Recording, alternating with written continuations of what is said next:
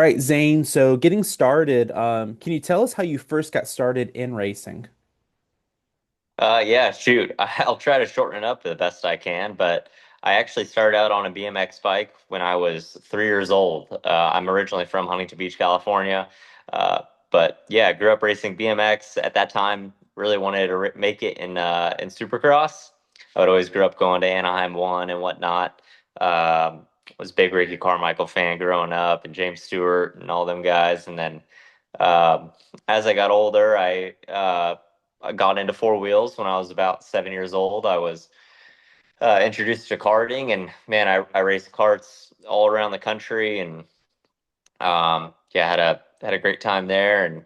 Uh, and then at that time was interested pretty much kind of in NASCAR and in IndyCar, F1, open wheel racing. I thought it was all really cool, Hmm. and then kind of took the next step, which at that time was a legend car. And then at that time, I was pretty dead set wanting to make it in NASCAR. And I was about, I don't know, 12, 13 years old, I guess.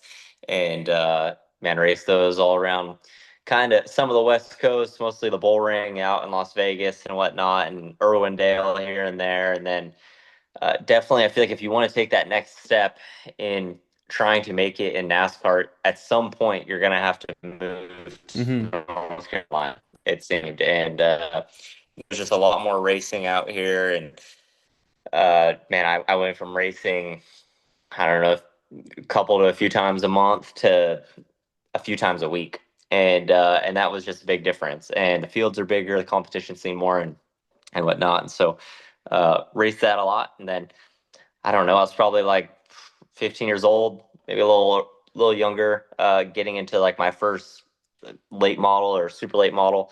Never really raced late model stocks or anything. Went straight into super late models, and yeah, raced those out on the East Coast. And then you find yourself trying to take that next step into like what we would call ARCA. And Hmm. I had a few K&N starts, which is now pretty much all ARCA.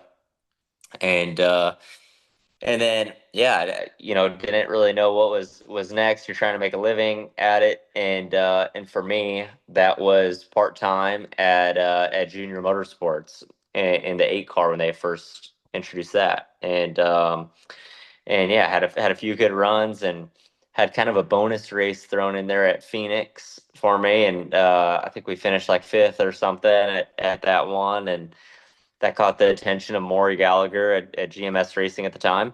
And man, I don't think it was supposed to be full time, but it ended up being full time going into 2020 in the Truck Series, and then kind of found a home for a couple years at GMS Racing, and was under a kind of a reserve driver for Chip Ganassi Racing Hmm. in 2021 after falling short of the championship 2 years in a row and scoring a few wins and rookie of the year and whatnot.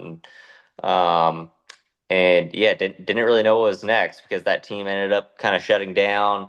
I was in an awkward position because GMS was going, which is now kind of legacy, was then going cup racing, and yet they're kind of getting rid of their truck program, and so I was reached out to by Front Row Motorsports and their 38 truck, and it was a long term agreement, and I got into one of their trucks. Didn't really know what to expect. I was going from I think like a four, sometimes five truck team at GMS to a one truck team, and knowing that they had cup cars as well.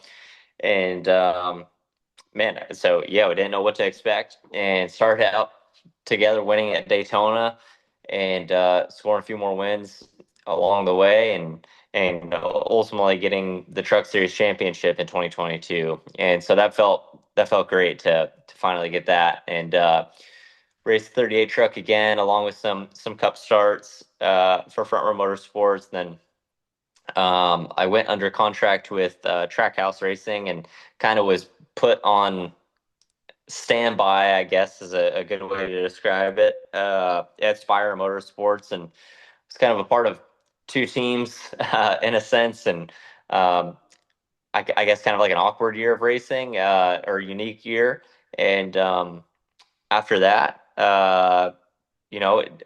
with the whole charter thing going on in NASCAR, some things didn't come through of whether the team was expecting to get charters or whatnot. And anyways, I was put in an awkward spot where I didn't have a job for the following year, and so oddly enough, Farmer Motorsports had happened to reach out and offered me to come back and be back in the 38, and this time in their Cup car, and so I found myself there last year, and this is my second year back with Front Row Motorsports now. So that's my best way to describing it.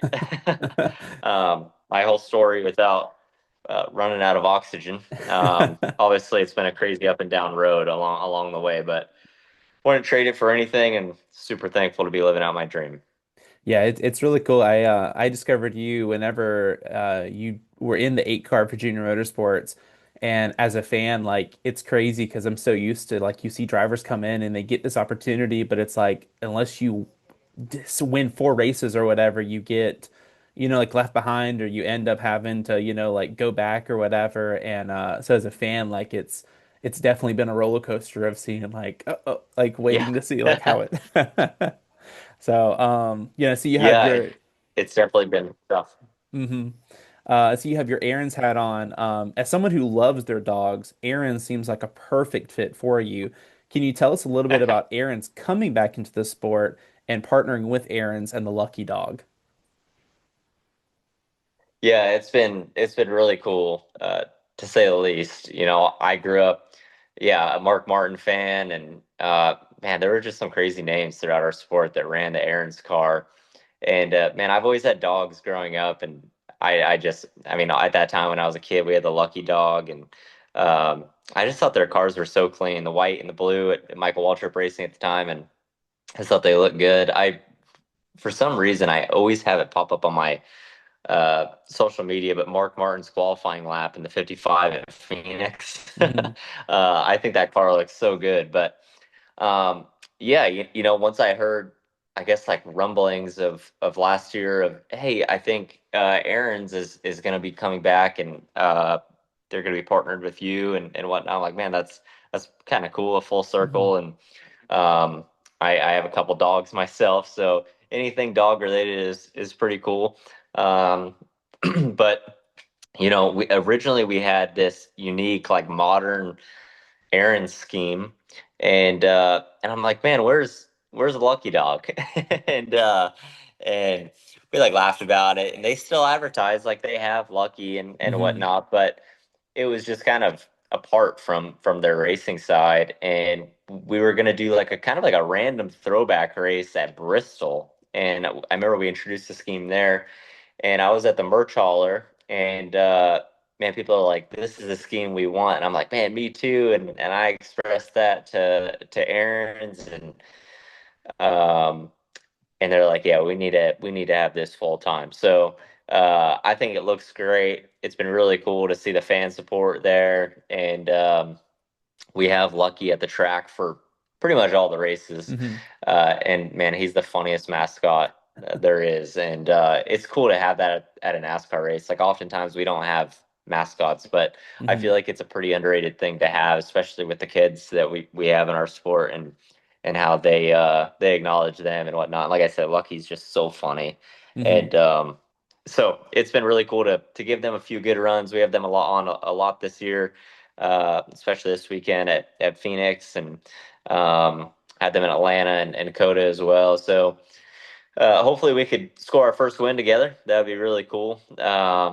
And yeah, just did there's Aaron's is just a fun partner to work with too. I just did a SpongeBob themed helmet. Obviously, the Aaron SpongeBob themed hmm car was cool, but I grew up karting with a SpongeBob helmet, so to bring that back was awesome.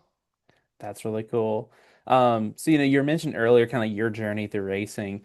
You've kind of you found a lot of success with Front Row Motorsports.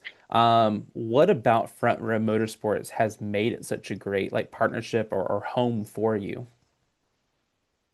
Yeah, I mean, I feel like that's judged off of like the people for one, and the success that you have from wherever you are. Mhm. And for me, I feel like I just fall into that category of front row. And obviously my time in the Truck Series there, my pretty much my first Cup starts, and um, man, it's just been really cool to be back with a lot of the similar partners, um, and especially back in the 38. It's awesome to be able to correlate yourself with a number in our sport. We're not kind of like open wheel racing where you kind of bring your number throughout the ranks, and it's been cool to kind of make a career out of this 38 car or truck, Mhm.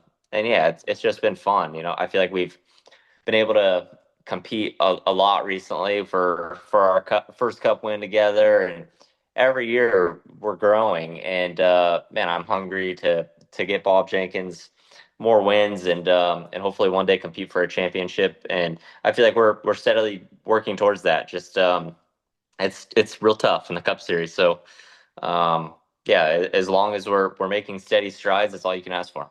Mhm. From wins to championships, you've accomplished a good bit of stuff in motorsports. Is there a moment that stands out to you as your favorite, like achievement or whatever? Um, I mean, like you'll never forget your first cup start, and to get that opportunity. It didn't happen to be through Front Row Motorsports; it was through RFK at the time, Hmm. filling in for Chris Butcher. But man, just to make it to the top series, and I mean, pretty much one of the pinnacles of motorsports, is awesome and something I dreamed about since I was a little kid. So that, and then also just putting a good weekend and race together felt great. And then Hmm. outside of that, I mean, obviously I got to go with my Truck Series championship, especially just the 2 years before that, coming in second 2 years in a row, and then finally achieving that felt great. So definitely those two stick out to me. Awesome. And finally, this might be the most difficult question out of the questions, but it's a two-parter. What's your favorite Zane Smith paint scheme, and what's your favorite all-time NASCAR paint scheme? Ooh. Oh man. I gotta go. One of my favorite paint schemes that we ran was my rookie year in Cup, in the 71 Cup car Hmm. for Focus Stealth. We did like a fighter jet themed race car, Yeah. and obviously we're honoring our military throughout that whole weekend, and that's super special. But yeah, to definitely have that paint scheme. We ran it a few more times at I know we ran it in Vegas, which was super cool. Had a good run there, and but that one stuck out to me. Just the colors and the idea behind it was awesome. Um, and then shoot, my dream paint scheme. I think the Bass Pro Shops cars look awesome. Hmm. But I said a SpongeBob Aaron's car, so I'll go with that for now. That's an awesome choice. Yeah, it'd be cool to make that happen. I got you. Well, Zane, thank you so much for joining us. Yeah, absolutely. Thanks for having me.